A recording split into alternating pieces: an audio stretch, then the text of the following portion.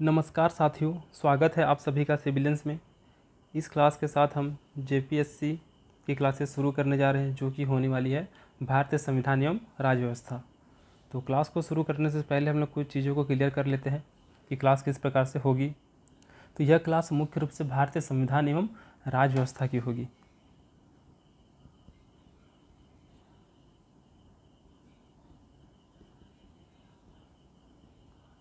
भारतीय संविधान एवं राज्य व्यवस्था।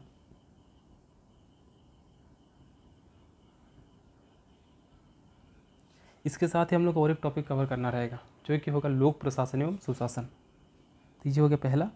सेकंड होगा हम लोग का लोक प्रशासन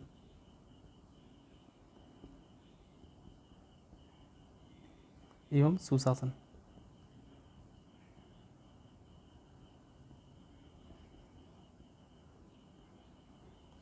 तो ये दोनों टॉपिक हम लोग कवर करेंगे, जिसमें से अभी जो होगा हम लोग का वो होगा भारतीय संविधान एवं राज्य व्यवस्था का। अगर हम प्रीलिम्स और मेंस के सिलेबस का बात करें तो ये जो पेपर है कंप्लीट भारतीय संविधान एवं राज्य व्यवस्था के साथ साथ लोक प्रशासन एवं सुशासन, ये आता है हम लोग का पेपर 4 में, जो कि मेंस का पेपर 4 रहेगा। प्रीलिम्स का बात करें तो भारतीय संविधान से प्रीलिम्स में 4 क्वेश्चन आएंगे, लोक प्रशासन से भी 4 क्वेश्चन। इसके साथ ही साथ राज्य व्यवस्था, इसके साथ पंचायती राज और नगर पालिका, वहाँ से 2 क्वेश्चन, यानी कि ऑल ओवर 10 क्वेश्चन यहाँ से आने वाले हैं। ये हो गया हम लोग का प्रीलिम्स का हो गया। अगर हम मेंस का बात करें तो मेंस में मुख्य रूप से जेपीएससी मेंस में भारतीय संविधान एवं राज्य व्यवस्था से, यानी कि पहला नंबर वाला से 4 क्वेश्चन आएंगे और सेकंड वाले से 4 क्वेश्चन, जो कि लेंथी क्वेश्चन होंगे, उनको हम लोग को लिखना पड़ेगा। तो ऑल ओवर हो गया हम लोग के पास 8 क्वेश्चन हो गया। 4 क्वेश्चन भारतीय संविधान एवं राज्य व्यवस्था से और 4 क्वेश्चन लोक प्रशासन एवं सुशासन से। लेकिन इन 8 क्वेश्चन में हम लोग को सिर्फ और सिर्फ 4 क्वेश्चन का ही जवाब देना होगा।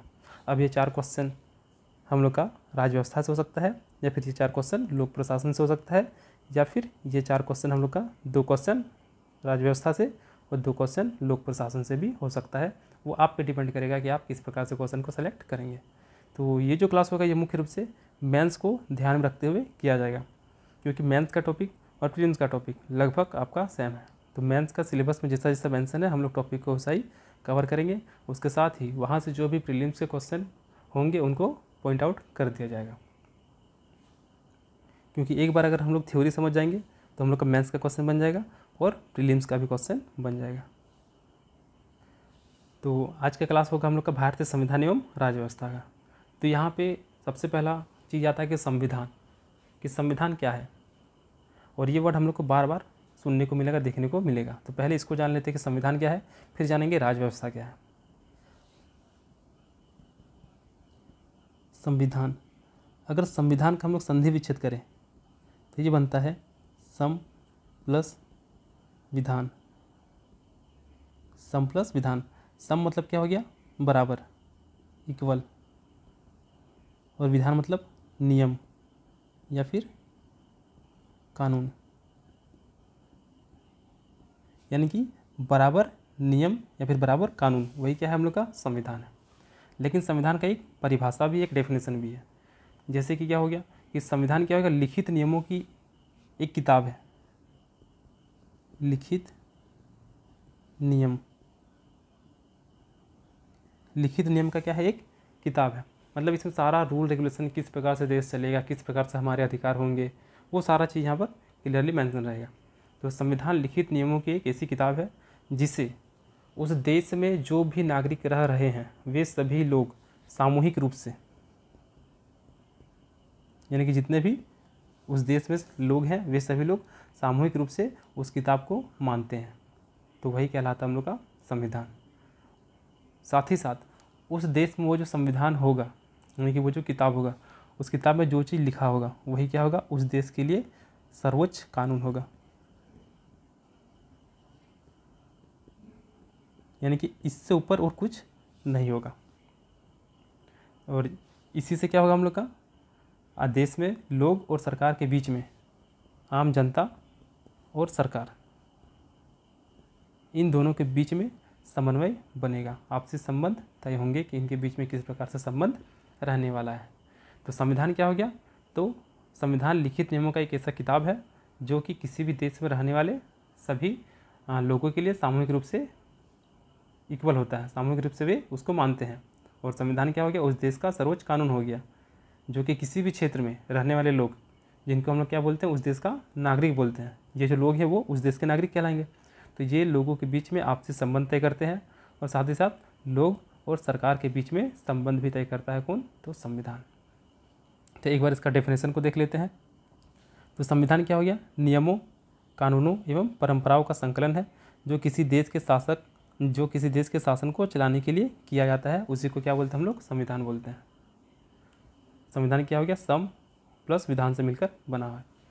तो उम्मीद है कि संविधान क्या है वो क्लियर हो गया, यानी कि एक ऐसा किताब जहाँ पर सारा नियम कानून लिखे होंगे और उस देश के रहने वाले लोग, यानी कि उस देश के रहने वाले नागरिक उसको सामूहिक रूप से मानते होंगे, और वही उस देश का सर्वोच्च कानून भी होगा, जो कि आम जनता के बीच में और लोगों के बीच में संबंध भी तय करेंगे। वही कहलाएगा संविधान।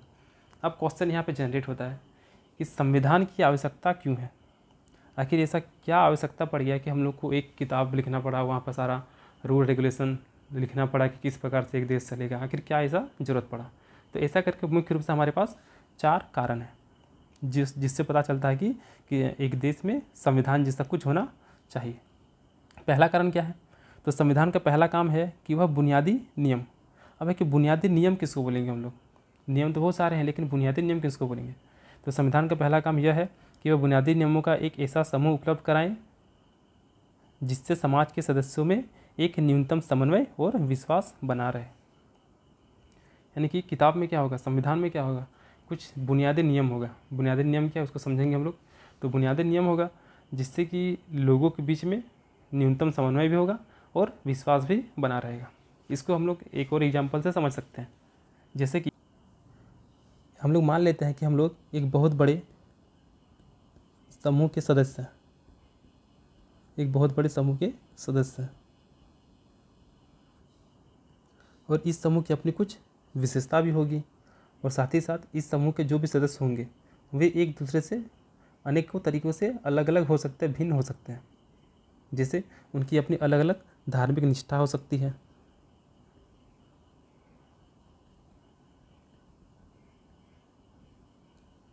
या फिर उनमें से कुछ हिंदू है, कुछ मुसलमान है, या फिर कुछ हम लोग का ईसाई हो गया, यानी कि जो भी धर्म है। तो अगर एक समूह है और उस समूह में बहुत सारे सदस्य हैं, तो जाहिर सी बात है भारत जैसे देश में उस समूह में कुछ व्यक्ति हिंदू होगा, कुछ मुसलमान होगा, कुछ ईसाई होगा, कुछ सिख हो सकते हैं, बौद्ध हो सकते हैं, यानी कि अलग अलग उनमें भिन्नता भी होगी। ये हो गया धार्मिक आधार पर। या फिर इनमें कुछ ऐसे भी व्यक्ति होंगे जो धर्म को ही नहीं मानते होंगे,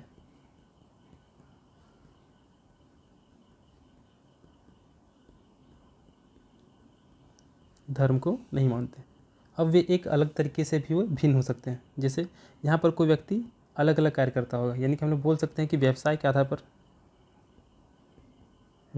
आधार पर भी इस समूह के सदस्य में भिन्नता देखने को मिल सकती है। जैसे कोई अगर टीचर है, कोई पुजारी है, या फिर कोई अन्य जगह पर काम करता है, या कोई बिजनेसमैन है, तो यानी कि उनके काम के आधार पर भी समूह के लोगों में भिन्नता देखने को मिल सकती है। या फिर लोगों के अलग अलग शौक़ भी हो सकते हैं। जैसे कि किसी को सिनेमा काफ़ी ज़्यादा पसंद होगा, किन्हीं को अलग अलग किताब पढ़ना काफ़ी ज़्यादा पसंद होगा। तो इनमें से कुछ व्यक्ति हम लोग का धनी भी हो सकते हैं, यानी कि समूह के कुछ लोग काफ़ी ज़्यादा धनी होंगे, तो काफ़ी ज़्यादा कोई व्यक्ति गरीब भी हो सकता है, कोई बूढ़ा हो सकता है, कोई जवान हो सकता है, कोई महिला हो सकती है, और कोई पुरुष भी हो सकता है। यानी कि ऐसा बहुत सारा चीज़ है जिससे कि उस समूह में रहने वाले सदस्यों में भिन्नता देखने को मिल सकती है। तो समूह में अलग अलग प्रकार के लोग हैं, तो उनमें अलग अलग चीज़ों को लेकर, अलग अलग पहलुओं को लेकर विवाद भी होंगे। विवाद जैसे कैसे? तो इसी समूह में कोई व्यक्ति क्या है, बहुत ज़्यादा धनी व्यक्ति है, तो ऐसे में कोई गरीब व्यक्ति या फिर मिडिल क्लास का व्यक्ति क्या बोलेगा कि उनके पास बहुत ज़्यादा धन है, तो उनको लिमिट में रखा जाए, यानी कि एक लिमिटेशन लगा दिया जाए कि इससे ज़्यादा धन वो नहीं रख सकते हैं। यानी कि किसी व्यक्ति को कितना संपत्ति रखने की इजाज़त होनी चाहिए। या फिर क्वेश्चन फिर आएगा क्या कि सभी बच्चों को क्या स्कूल भेजना अनिवार्य है? और अगर भेजना है तो क्या यह डिसीजन माता पिता लेंगे या फिर बच्चा खुद से ले सकता है। तो ये समूह के अलग अलग लोगों की अलग अलग मानसिकता होगी। फिर क्या होगा कि इस समूह को अपनी सुरक्षा के लिए कितना खर्च करना चाहिए, इस समूह को सही तरीके से संचालित करना है, सुरक्षित रखना है, तो उसके लिए कितना खर्चा करना चाहिए। या फिर इसकी जगह उसको बहुत सारे पार्क बनाने चाहिए, यानी कि समूह में जितना खर्चा हो रहा है उसकी जगह उसको पार्क बना लेना चाहिए। या फिर कुछ लोगों के साथ भेदभाव भी यहाँ पर किया जाना चाहिए। ऐसा विभिन्न लोगों की मानसिकता हो सकती है जो कि इस समूह के सदस्य हैं। लेकिन इतनी भिन्नता होने के बावजूद भी इन समूह के सदस्यों को आपस में एक साथ रहना होगा, क्योंकि समूह है। क्योंकि सदस्य आपस में एक दूसरे पर आश्रित हैं, उन्हें एक दूसरे के सहयोग की आवश्यकता है, अन्यथा समूह तो चलेगा ही नहीं।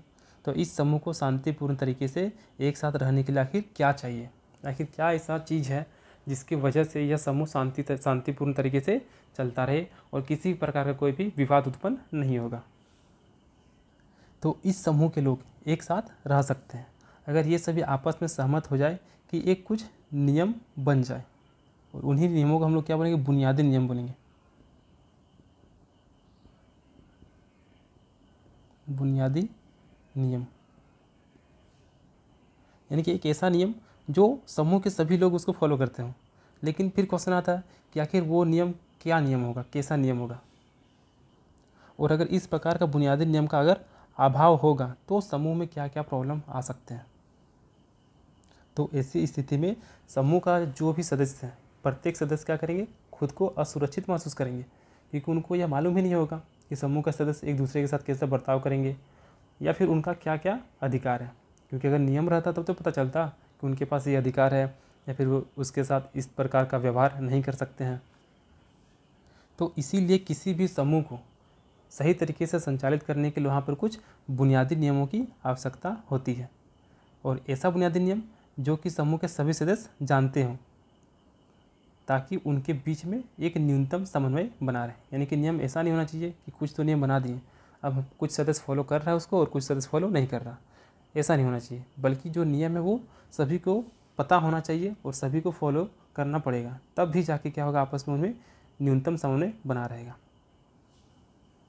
लेकिन ये नियम सिर्फ और सिर्फ पेपर में लिखा हुआ होना नहीं चाहिए, बल्कि उसको सही तरीके से लागू भी किया जाना चाहिए।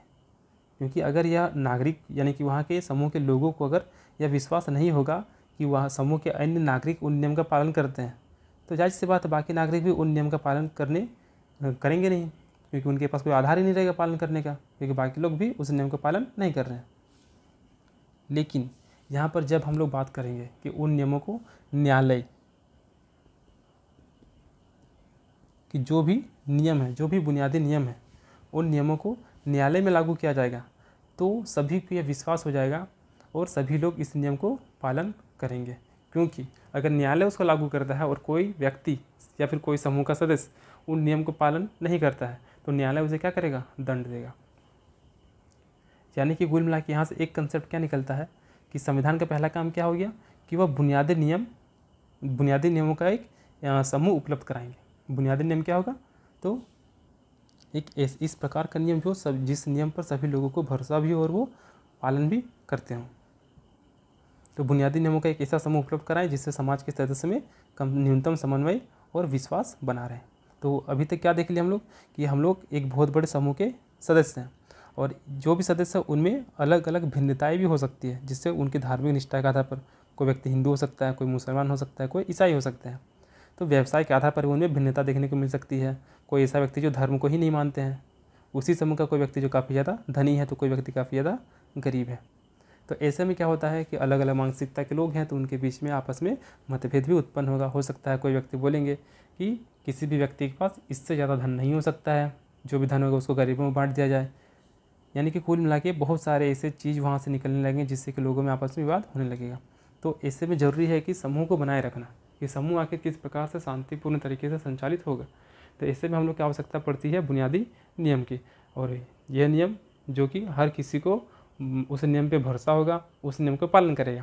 क्योंकि अगर किसी भी व्यक्ति को ऐसा महसूस होता है कि कुछ लोग उस नियम को मान नहीं रहे हैं, पालन नहीं कर रहे हैं, तो ऐसे में बाकी लोगों को भी उस नियम को मानने का कोई आधार नहीं रह जाएगा। लेकिन यहाँ पे एक फैक्टर आता है क्या, कि अगर इन नियम को हम न्यायालय के माध्यम से लागू कराते हैं, तो फिर हर व्यक्ति को ये नियम को मानना पड़ेगा, क्योंकि अगर वे इन नियम को फॉलो नहीं करेंगे तो फिर न्यायालय उन्हें दंड देगी।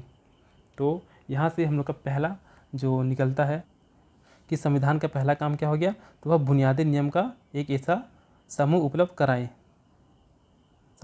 कराए, जिससे कि समाज के सदस्य में एक न्यूनतम समन्वय और विश्वास बना रहे। सेकंड काम क्या हो गया, तो संविधान का दूसरा काम यह स्पष्ट करना है कि समाज में निर्णय लेने की शक्ति किसके पास होगी। अभी कि जो नियम बनेगा या फिर नियम बन गया है, तो आखिर निर्णय कौन लेगा? क्या हम लोग ले सकते हैं या फिर अन्य कोई व्यक्ति ले सकता है? तो आखिर कौन लेगा? और साथ ही साथ संविधान यह भी तय करता है कि सरकार कैसे निर्मित होगी, क्या प्रोसेस होगा सरकार को बनाने का। तो इसको कैसे समझ सकते हैं हम लोग? तो जैसे कि संविधान क्या हो गया हम लोग का? बुनियादी नियमों का समूह हो गया।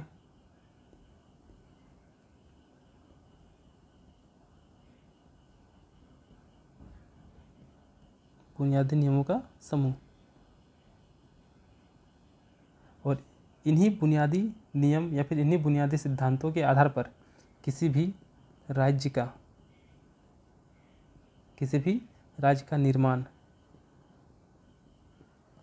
निर्माण के साथ साथ शासन, ये दो चीज़, इन्हीं बुनियादी नियमों के आधार पर किसी भी राज्य का निर्माण या फिर शासन होता है।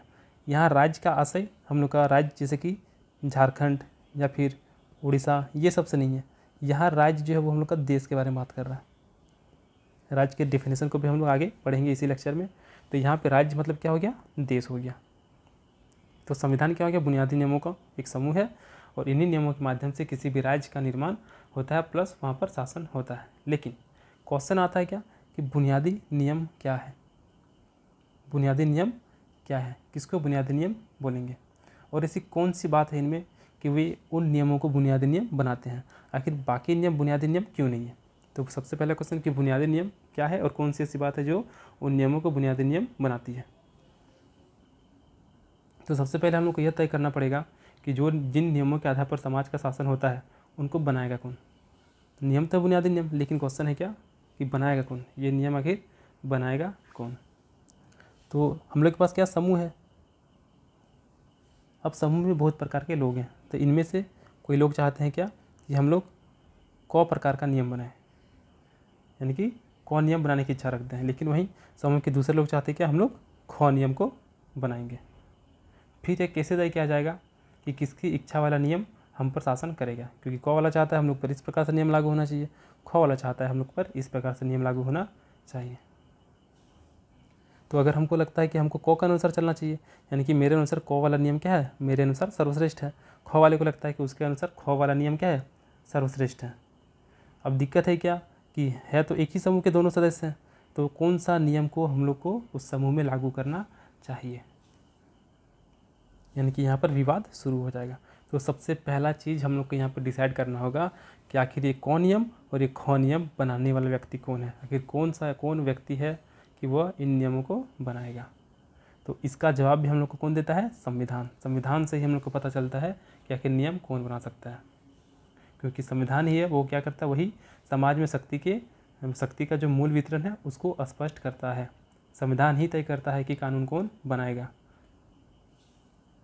तो कुछ एग्जाम्पल है, जैसे कि राजतंत्र में, अगर राजतंत्र की बात करें तो राजतंत्र में कानून कौन बनाते थे? राजा बनाते थे।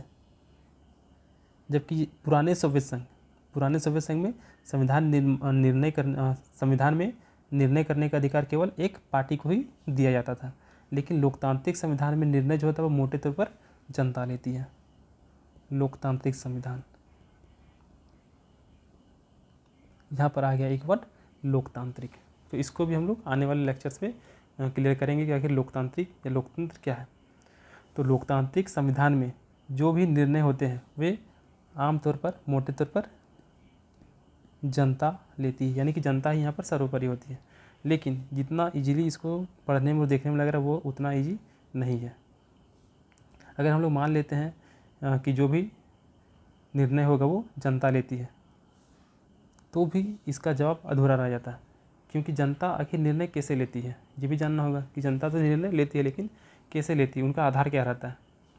क्या कोई अगर कानून वो बना रहे हैं तो कानून बनाने के लिए सभी लोग सहमत हैं या फिर नहीं है, ये सब भी हम लोग को ध्यान में रखना होगा। फिर हम लोग बोलेंगे क्या कि हम लोग अपने जनप्रतिनिधियों का निर्वाचित करेंगे और वही कानून बनाएंगे, वही क्या करेंगे, नियम बनाएंगे। लेकिन फिर क्वेश्चन आता है कि प्रतिनिधियों का आखिर चयन किस प्रकार से होगा, उनका चयन करने का तरीका क्या होगा, किस प्रकार से हम लोग उनको चयन करेंगे। जो प्रतिनिधि होंगे वो उनकी संख्या कितनी होगी और किस आधार पर वे चुनाव लड़ सकते हैं, ये सारे क्वेश्चन आ जाते हैं। तो हम लोग क्या देखें कि सबसे पहले बुनियादी नियम, तो क्वेश्चन आता है कि बुनियादी नियम आखिर कौन बनाएगा। तो अगर लोकतांत्रिक देश है तो जनता बनाएगा, लेकिन जनता कैसे बनाएगा, तो फिर आता है कि हम लोग अपने जनप्रतिनिधि को चुनेंगे। तो फिर क्वेश्चन आता है कि आखिर जनप्रतिनिधि को किस प्रकार से चुनेंगे, कितने जनप्रतिनिधि होंगे कि वे नियम बनाएंगे, क्या पूरा देश का जनता होगा या कुछ ही व्यक्ति होंगे। तो ये सारा क्वेश्चन आ जाता है, कुल कितने प्रतिनिधि हो सकते हैं। तो ये सारा जवाब हम लोग को मिलता है भारतीय संविधान से। तो भारतीय संविधान में क्या बोला गया, तो भारतीय संविधान में स्पष्ट किया गया है कि अधिकतर कानून जो होगा वो कौन बनाएगा, संसद बनाएगा। मैक्सिमम कानून कौन बनाएगा, संसद बनाएगा। और संसद बनाएगा तो संसद का गठन किस प्रकार से होगा, इसका प्रावधान भी कहाँ पर किया गया है, तो हमारे देश के संविधान में किया गया है। संसद के बारे में भी हम लोग को मेंस में कम्प्लीटली पढ़ना है, तो वहाँ पे संसद को पूरा डिटेल्स में पढ़ेंगे हम लोग वहाँ पे। तो एक चीज़ क्लियर हो गया कि कानून कौन बनाएगा, संविधान में मेंशन किया गया है कि संसद कानून बनाएगा। लेकिन संसद कैसे बनेगा, संसद का गठन कैसे होगा, तो वो भी बताया गया। अब है कि संसद कानून बनाएगा, लेकिन कानून बनाने से पहले कि समाज कैसा है हमको ये देखना होगा कि समाज में जो लोग रह रहे हैं उनके लिए किस प्रकार का कानून सही होगा, यानी कि समाज में कानून कैसा होगा और उन कानून को बनाने का अधिकार रखने वालों को पहचान सबसे पहले हम लोग को करना होगा। तो अगर संसद को कानून बनाने का अधिकार है तो पहले उसे यह अधिकार देने वाला कोई कानून होना चाहिए। तो वो कौन है, वो अधिकार संसद को कौन देता है, तो वह काम कौन करता है, संविधान करता है। यानी कि संसद को कानून बनाने का अधिकार कौन देता है, संविधान देता है। और संविधान ही क्या हो गया, वही संविधान ही क्या हो गया, वह सत्ता है जो कि सर्वप्रथम सरकार बनाती है। यानी कि किसी भी देश के लिए संविधान क्या हो गया, सर्वोपरि हो गया, इससे ऊपर और कुछ नहीं हो सकता। सर्वोच्च कानून क्या है, संविधान ही है, जो कि संसद को अधिकार देता है कि वो वहाँ के रहने वाले लोगों के लिए, वहाँ के रहने वाले समाज के लोगों के लिए उनके अनुसार कानून बनाए। तो यहाँ से हम लोग का जो सेकंड काम था संविधान का, कि समाज में निर्णय लेने की शक्ति, समाज में निर्णय लेने की शक्ति किसके पास होगी, और संविधान भी यह तय करेगा कि सरकार कैसी निर्मित होगी। तो कोई भी नियम बनेगा, जो भी बुनियादी नियम है उसको बनाने का अधिकार किसके पास है, संसद के पास है। और संसद को अधिकार कौन दिया, तो संविधान दिया।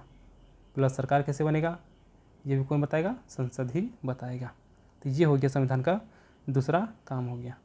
तीसरा है क्या, कि वह सरकार द्वारा अपने नागरिकों पर लागू किए जाने वाले कानूनों पर कुछ सीमाएं लगाएं, और ये सीमाएं इस रूप से मौलिक होती है कि सरकार भी उसका उल्लंघन नहीं कर सकती है।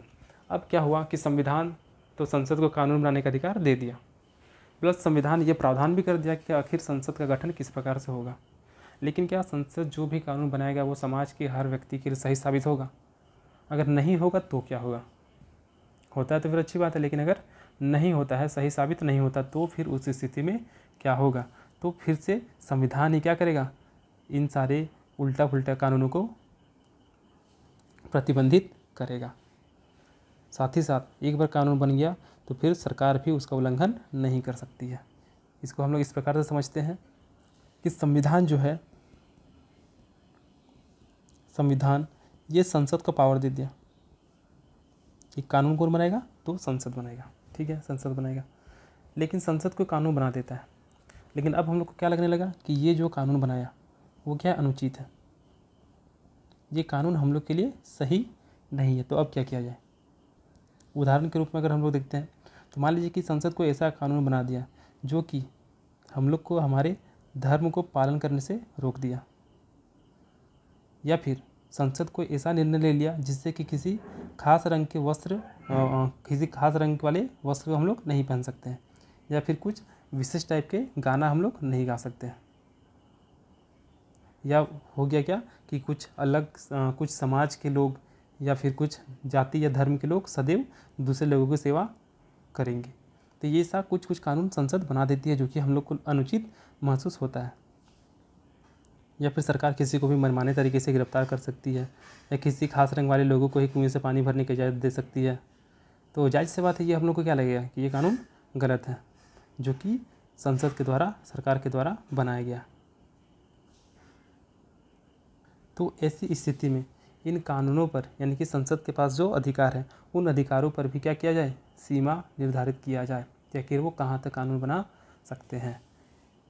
तो संविधान का तीसरा काम क्या हो गया कि वह नागरिक पर लागू किए जाने वाले कानूनों की कोई सीमा लगाए, यानी कि संसद कोई ऐसा कानून नहीं बना दे जिससे कि लोगों के बीच में लोगों को वो कानून अनुचित लगने लगे, और साथ ही साथ उसका सरकार उल्लंघन नहीं कर सके। यानी कि संसद कुछ कानून बना दिया जो कि बाकी लोगों के लागू होता है, तो संसद खुद भी उस नियम का उल्लंघन नहीं कर सकता है। चौथा काम क्या हो गया कि सरकार को ऐसी क्षमता प्रदान करे जिससे वह जनता की आकांक्षाओं को पूरा कर सके और एक न्यायपूर्ण समाज की स्थापना के लिए उचित परिस्थितियों का निर्णय कर सके। तो इसको ऐसा समझते हैं, तो अधिकतर पुराने संविधान जो थे, मतलब जो भी देश के जो संविधान थे, वहाँ पर केवल निर्णय लेने की शक्ति का ही वितरण और सरकार की शक्ति पर प्रतिबंध लगाने का ही काम किया जाता था। लेकिन 20वीं शताब्दी के बाद से अनेक संविधान, जिनमें से भारतीय संविधान एक सबसे अच्छा एग्जाम्पल है, इसमें एक ऐसा सक्षम ढांचा प्रदान किया गया जिससे कि सरकार कुछ सकारात्मक कार्य कर सके और समाज का जो आकांक्षा है और उनके जो लक्ष्य हैं उन्हें प्रदान कर सके। तो भारतीय संविधान में इसी संबंध में कुछ नया नया प्रयोग किया गया है, जिसमें समाज में नाना प्रकार के असमानताओं की जो गहरी खाइयाँ है, वह केवल सरकार की शक्ति पर प्रतिबंध लगाना ही पर्याप्त नहीं, बल्कि सरकार को समर्थ और शक्तिशाली बनाना पड़ेगा जिससे कि वो असमानता और गरीबी के विभिन्न रूपों से निपट सके, जो कि भारतीय संविधान में हम लोग को पूरी तरीके से देखने को मिलता है। यहाँ पर आता आकांक्षा आता है। आकांक्षा क्या हो गया, जैसे कि समझते हैं भारत की आकांक्षा है क्या कि हम लोग एक ऐसा समाज बनाएं, एक ऐसा समाज बनाएं जिसमें जातिगत भेदभाव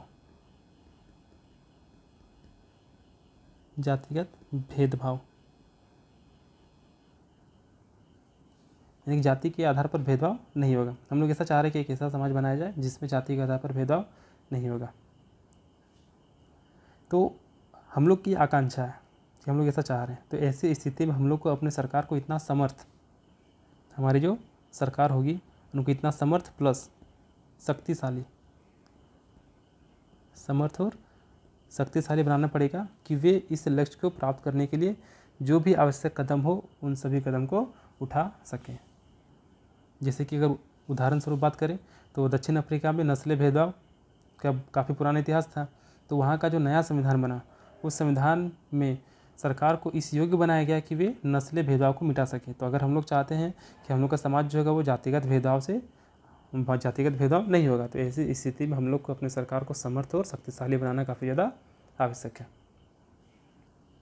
जैसे कि भारत में संविधान जो बना रहे थे, यानी कि जो संविधान निर्माता थे, उनकी इच्छा क्या थी कि समाज के प्रत्येक व्यक्ति को जो बुनियादी भौतिक ज़रूरत है और शिक्षा है वो सभी लोगों को मिलना चाहिए। इसके साथ ही साथ उनको गरिमा और सामाजिक आत्मसम्मान,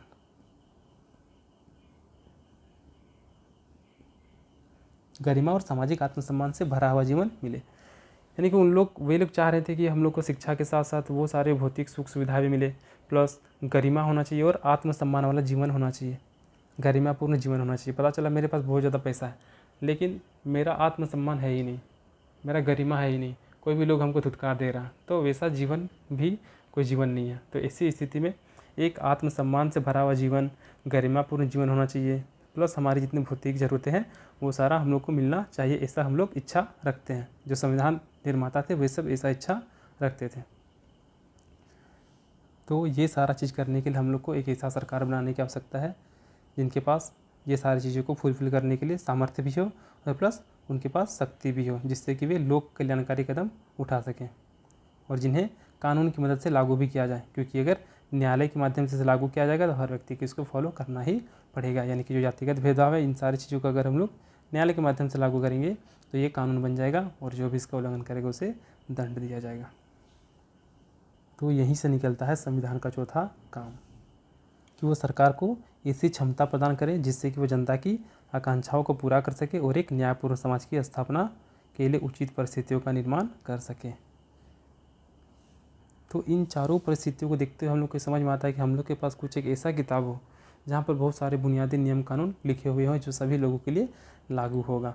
इसीलिए हम लोग को संविधान की आवश्यकता पड़ती है। उम्मीद है कि संविधान क्या है और आखिर संविधान की आवश्यकता क्यों है, ये दोनों चीज़ हम लोग को आप सभी को क्लियर हो चुका होगा।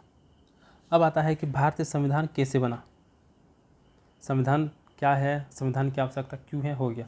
अब है कि आखिर संविधान का निर्माण कैसे हुआ। तो औपचारिक रूप से संविधान सभा ने संविधान को बनाया। फिर यहाँ आता है कि संविधान सभा क्या है, संविधान सभा ने संविधान को बनाया। तो संविधान सभा आखिर क्या है। तो चुने गए जनप्रतिनिधियों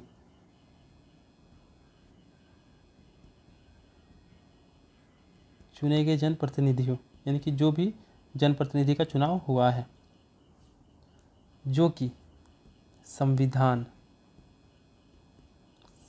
नामक विशाल दस्तावेज को लिखने वाले हैं।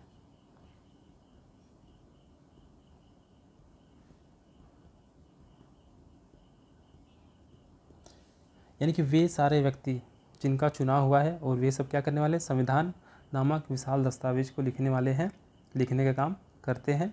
वही क्या कहलाएगा, उसे ही हम लोग क्या बोलेंगे, संविधान सभा बोलेंगे। संविधान सभा। तो संविधान सभा का डेफिनेशन क्या हो गया कि चुने गए जनप्रतिनिधियों की जो सभा संविधान नामक विशाल दस्तावेज को लिखने का काम करती है, उसे संविधान सभा कहते हैं। तो संविधान सभा की पहली बैठक 9 दिसंबर 1946 को हुआ था। संविधान सभा की पहली बैठक 9 दिसंबर 1946। इस डेट को हम लोग को याद रखना है क्योंकि ये डेट हम लोग का प्रीलिम्स में भी पूछ सकता है और मेंस के एग्जाम में भी पूछ सकता है कि संविधान सभा की पहली बैठक कब हुई थी। तो 9 दिसंबर 1946 को हुआ था। और फिर 14 अगस्त का समय आता है, 14 अगस्त 1947। इस समय क्या होता है, भारत और पाकिस्तान अलग हो जाता है, भारत का टुकड़ा हो जाता है। तो संविधान सभा का पहला बैठक भारत और पाकिस्तान के अलग होने से पहले 9 दिसंबर 1946 को हुआ था और उसके बाद 14 अगस्त 1947 को भारत और पाकिस्तान यानी कि भारत से पाकिस्तान अलग हो जाता है। तो जब संविधान सभा का पहला बैठक हुआ था तब भारत पाकिस्तान दोनों एक था। तो जाहिर सी बात है कि यहाँ पर जो भी सदस्य होंगे, संविधान सभा में जितने भी सदस्य होंगे, वो सभी सदस्य भारत से भी रहेंगे और पाकिस्तान से भी रहेंगे। लेकिन जब विभाजन हो गया तो संविधान सभा के बहुत सारे ऐसे सदस्य थे जो पाकिस्तान के थे, वे पाकिस्तान में रह जाएंगे। यानी कि संविधान सभा भी अब दो हिस्सा में बट गया था, एक भारत का संविधान सभा और एक पाकिस्तान का संविधान सभा। तो जो भारतीय संविधान लिखने वाली सभा थी उसमें टोटल कितना सदस्य थे, तो वो है 299। भारतीय संविधान को लिखने वाले जो सदस्य थे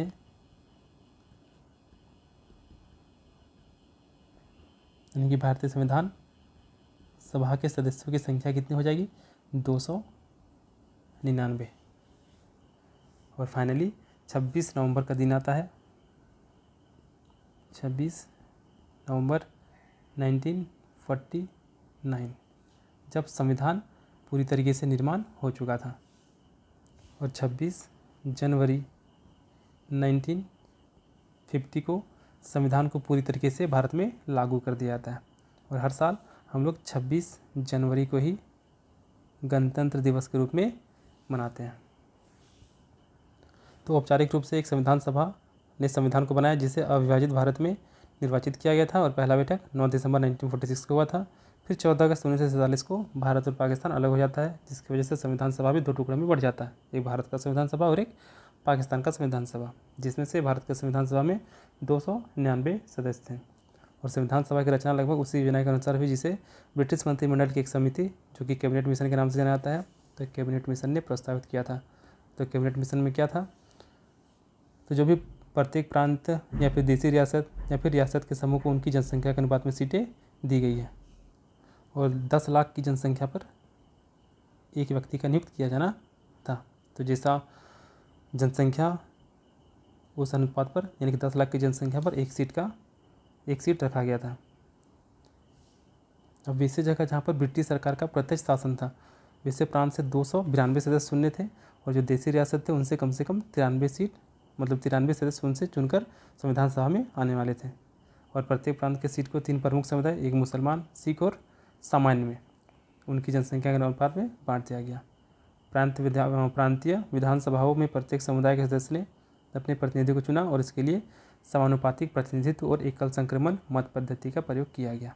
तो समानुपातिक प्रतिनिधित्व क्या है, इसको हम लोग एक बार राष्ट्रपति के चुनाव में देखेंगे। वहीं पर हम लोग एकल संक्रमण मत के बारे में भी पढ़ेंगे कि आखिर किस प्रकार से इसमें प्रोसेस होता है। और देसी रियासत के प्रतिनिधि को चुनने का तरीका उनके परामर्श से तय किया गया, यानी कि देसी रियासत में वे अपने प्रतिनिधि को जिस प्रकार से चाहेंगे वे चुन सकते हैं।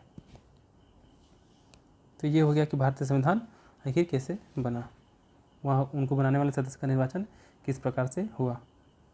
अब कि संविधान सभा का स्वरूप कैसा है।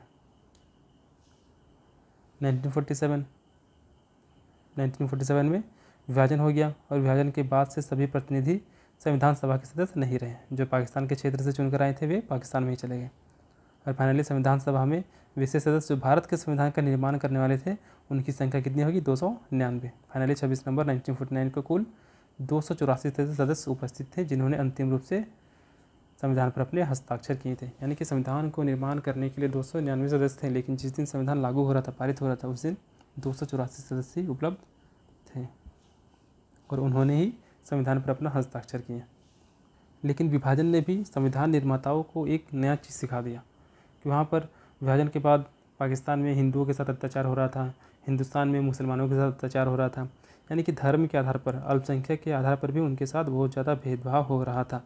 तो ऐसे आधार पर अल्पसंख्यक न केवल सुरक्षित होंगे बल्कि धार्मिक पहचान या नागरिक अधिकारों पर भी कोई प्रभाव नहीं पड़ेगा। ये सारा प्रावधान हम लोग के संविधान में किया गया। तो यहाँ पर जो सदस्य चुनकर आए थे, यानी कि संविधान का निर्माण जो करेंगे, उनका चुनाव जो हुआ था वो सार्वभौमिक वयस्क मताधिकार के आधार पर नहीं हुआ था, बल्कि उन सारे ऐसे व्यक्तियों को चुन लिया गया था जो कि उन जगहों पर लोकेलिटी में काफ़ी ज़्यादा लोकप्रिय थे, लोगों से काफ़ी ज़्यादा कनेक्ट थे। उन सभी व्यक्तियों को चुनकर संविधान निर्माण करने के लिए संविधान सभा में भेज दिया गया था। लेकिन मुख्य रूप से ये ध्यान में रखा गया था कि वैसे व्यक्ति चुनकर आए जो सभी लोगों के बीच में अपना इमेज को काफ़ी अच्छे तरीके से रखे हैं और वो उन्हें लोगों को लगता है कि वे उनके हित में ही सारा फैसला लेंगे। और इसमें मुख्य रूप से अनुसूचित जाति के लगभग 28 अनुसूचित जाति यानी कि एससी से 28 सदस्य शामिल थे संविधान सभा में। और उस समय कांग्रेस सरकार यानी कि कांग्रेस का वर्चस्व काफ़ी अधिक था, जिसकी वजह से 82% सीट जो थी वो मुख्य रूप से संविधान सभा में जितने भी व्यक्ति थे उनमें से लगभग 82% सीट कांग्रेस को ही प्राप्त हुई थी। लेकिन कांग्रेस भी एक ऐसा पार्टी था जहाँ पर अलग अलग धर्म के लोग थे, अलग अलग समुदाय के लोग थे, यानी कि वहाँ के लोगों में भी काफ़ी अधिक विभिन्नता थी, उनकी विचारधारा में भी काफ़ी अधिक उनकी विचारधारा भी काफ़ी अधिक अलग अलग थे। तो ऐसा नहीं बोल सकते हैं कि कांग्रेस पार्टी एक लोगों की सोच पर निर्भर था, बल्कि वहाँ पर अलग अलग समुदाय धर्म के लोग भी शामिल थे। तो ये हो गया हम लोग का संविधान के बारे में कि आखिर संविधान क्या है, संविधान की आवश्यकता क्यों है, भारतीय संविधान आखिर बना कैसे और इसका स्वरूप किस प्रकार से है। अब आता है राज्य व्यवस्था क्या है। राज्य व्यवस्था क्या हो गया, तो राज्य व्यवस्था क्या हो गया कि जब संविधान को एक देश में लागू करने के लिए उस देश की सरकार के द्वारा जो व्यवस्था की जाती है वही राज्य व्यवस्था कहलाती है। यानी कि संविधान बन गया है, अब उस संविधान को उस देश में किस प्रकार से लागू किया जाए इसके लिए उस देश की सरकार जो व्यवस्था करती है वही व्यवस्था कहलाता है राज्य व्यवस्था। फिर आता है हम लोग का राज्य क्या है, स्टेट क्या है, किसको बोलेंगे हम लोग स्टेट। तो सामान्य तौर पे हम लोग राज्य मतलब क्या समझते हैं, झारखंड राज्य, बिहार राज्य, मध्य प्रदेश, ये सब क्या है राज्य हैं। लेकिन यहाँ पे जो राज्य है ये इन सभी राज्य का बात नहीं करता है। ये जो राज्य है ये किसी देश के बारे में बात कर रहा है। यहाँ पे राज्य किसके लिए खड़ा है, देश के लिए खड़ा है। तो कैसे हम लोग डिसाइड करेंगे कि कोई चीज़ को हम लोग राज्य कैसे बोलेंगे। तो राज्य क्या हो गया, एक हम लोग का पॉलिटिकल स्ट्रक्चर हो गया जिसको हम लोग देख नहीं सकते हैं लेकिन बौद्धिक रूप से समझ सकते हैं। जैसे कि भारत की सरकार, क्या हम लोग इसको देख पाते हैं नहीं, लेकिन हम लोग समझ पाते हैं कि भारत की सरकार ऐसी है, इस प्रकार से निर्वाचन होगा, इस प्रकार से सदस्य होंगे, यहाँ पर बैठेंगे, लोकसभा राज्यसभा इस प्रकार से होगा, संसद हो गया, न्यायपालिका हो गया, राज्य की सरकार है, ये सभी। तो ये सभी संरचना जो ये राज्य के अंतर्गत आती है। तो आखिर कैसे डिसाइड करेंगे कि हम लोग राज्य की सरकार हो गया या फिर न्यायपालिका हो गया, इसको हम लोग राज्य बोलेंगे? तो इसके लिए कुछ कुछ एलिमेंट्स हैं, कुछ कुछ तत्व हैं। तो राज्य होने के लिए मुख्य रूप से 4 तत्व होने चाहिए। राज्य के लिए 4 तत्व होना अनिवार्य हो जाता है। तो वो 4 तत्व क्या क्या हो जाएगा? पहला भूभाग, पहला होना चाहिए भूभाग। सेकंड, भूभाग में रहने वाला जनसंख्या। तीसरा आ जाएगा हम लोग का सरकार, जनसंख्या को कंट्रोल कौन करेगा? सरकार। और चौथा आ जाएगा संप्रभुता। संप्रभुता। तो किसी भी चीज़ को, किसी भी जगह को राज्य होने के लिए इन चारों तत्वों का होना काफ़ी अनिवार्य है। ये चारों तत्व होना चाहिए, एक भी मिसिंग नहीं होना चाहिए। तो सबसे पहला भूभाग हो गया, दूसरा जनसंख्या, तीसरा सरकार और चौथा संप्रभुता। अब है कि भूभाग क्या है? तो भूभाग क्या हो गया? कोई निश्चित भौगोलिक प्रदेश, कोई निश्चित भौगोलिक प्रदेश। भूभाग क्या हो गया? तो राज्य होने भूभाग क्या हो गया? कोई भी एक निश्चित भौगोलिक प्रदेश होना चाहिए जिस पर उस राज्य की सरकार अपनी राजनीतिक क्रियाएं करती होगी। जैसे भारत का संपूर्ण क्षेत्रफल जो हो गया वो क्या हो गया? भारत राज्य का भौगोलिक आधार या फिर भारत का भूभाग हो गया, जहाँ पर कंट्रोल किसका है? यहाँ की सरकार का है, तो वो कहलाएगा भूभाग। दूसरा जनसंख्या। तो राज्य होने के लिए दूसरा शर्त क्या हो गया? जनसंख्या हो गया। यानी कि भूभाग हो गया, अब भूभाग में रहने के लिए जनसंख्या होना चाहिए, अन्यथा सरकार किस पर शासन करेगी? कोई मतलब नहीं रह जाता। तो भूभाग में रहने के लिए, निवास करने के लिए जन समुदाय होना अनिवार्य हो जाता है। तीसरा हो जाता है सरकार। तो सरकार क्या होता है? सरकार जो होता है वो एक व्यक्ति या फिर एक से अधिक व्यक्ति,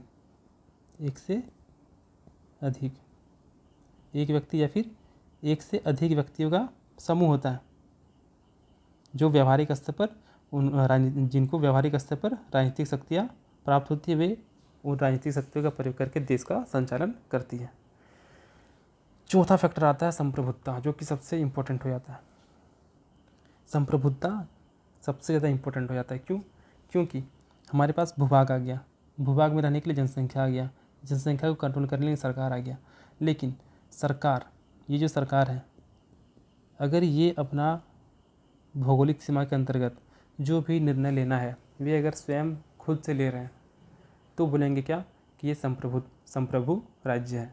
यानी कि मान लीजिए कि इंडिया को मान लीजिए पाकिस्तान से युद्ध करना है, तो ये डिसीजन कौन लेगा? इंडियन गवर्नमेंट लेगा कि हम लोग को युद्ध करना है या फिर नहीं करना है। युद्ध रोकना है तो ये इंडियन गवर्नमेंट डिसीजन लेगा। हम लोग को रसिया से तेल खरीदना है, ये भी कौन डिसीजन लेगा? Indian government. ना कि हम लोग किसी अन्य देश के दबाव में आके कोई भी निर्णय को लेंगे। अगर ऐसा है, यानी कि हम लोग खुले तरीके से अपने अनुसार अपने देश के अंदर निर्णय को लेने में सक्षम है, तो हम लोग कहलाएंगे संप्रभु राज्य, यानी कि संप्रभुता। तो किसी भी राज्य के लिए संप्रभुता सबसे ज़्यादा इम्पोर्टेंट फैक्टर हो जाता है। तो राज्य के लिए क्या क्या होना चाहिए? भूभाग होना चाहिए। भूभाग यानी कि जोग्राफिकल बाउंड्री होना चाहिए, वहाँ पर रहने के लिए जनसंख्या होना चाहिए, उनको कंट्रोल करने के लिए सरकार होना चाहिए, और सबसे इम्पोर्टेंट कि सरकार जो भी डिसीजन लेगी वो खुद से लेगी, किसी के दबाव में आकर नहीं लेगी। तो अगर कोई भी चीज़ ये चारों चीज़ों को फॉलो करती है, इन चारों तत्वों को फॉलो करती है, तो वो राज्य की श्रेणी में आती है। और ये राज्य जो है, यहाँ पर राज्य मतलब देश हो गया।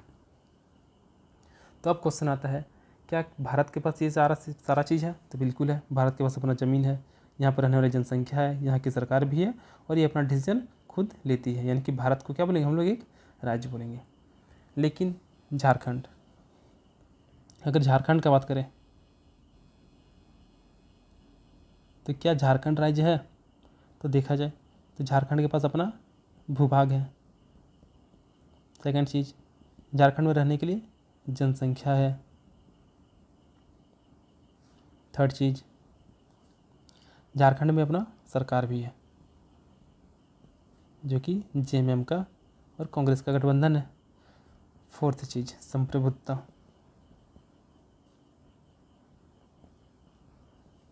क्या झारखंड के पास संप्रभुता है? क्या झारखंड सरकार सारा डिसीजन खुद से ले सकती है? तो इसका जवाब है नहीं। झारखंड सरकार सारा डिसीजन खुद से नहीं ले सकती है। क्यों? क्योंकि झारखंड सरकार को केंद्र के दिशा निर्देशों के अनुसार कार्य करना पड़ता है। कोई भी वे काम करते हैं तो उनको केंद्र सरकार से सुझाव लेना पड़ता है, सलाह मशवरा लेना पड़ता है। तो ऐसी स्थिति में अगर केंद्र सरकार को देखा जाए तो वो सारा काम खुद से करते हैं, लेकिन राज्य सरकार को उनसे सलाह मशवरा लेना पड़ता है। यानी कि राज्य के पास, झारखंड के पास या फिर कोई भी झारखंड के स्टेट के पास संप्रभु यानी कि संप्रभुता नहीं है।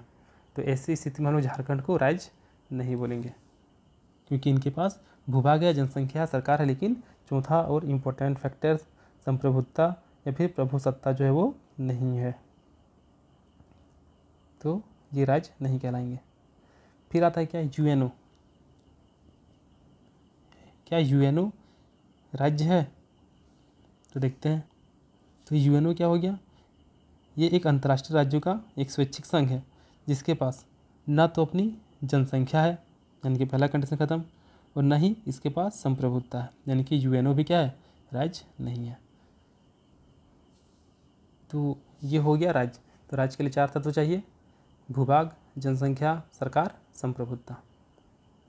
तो ये चारों चीज़ हो गया, जनसंख्या, सरकार, संप्रभुता। तो राज्य के लिए ये चारों तत्व क्या है? अनिवार्य है, वैकल्पिक नहीं, यानी कि चारों तत्व होना ही चाहिए। अगर इनमें से कोई भी एक भी अनुपस्थित रहता है तो वे राज्य की अवधारणा निरर्थक हो जाती है।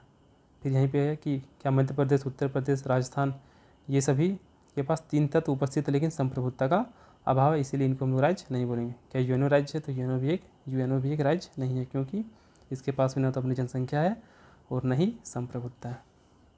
और इसी के साथ हम लोग आज के क्लास को स्टॉप करेंगे, और जो नेक्स्ट क्लास होगा वो हम लोग का जेपीएससी मेंस के सिलेबस के अकॉर्डिंग प्रस्तावना से संबंधित होगा, जिसको हम लोग अगले क्लास में देखेंगे। अगर कोई भी चीज़ पूछना है, कोई भी डाउट है, तो आप इस नंबर पर कांटेक्ट कर सकते हैं।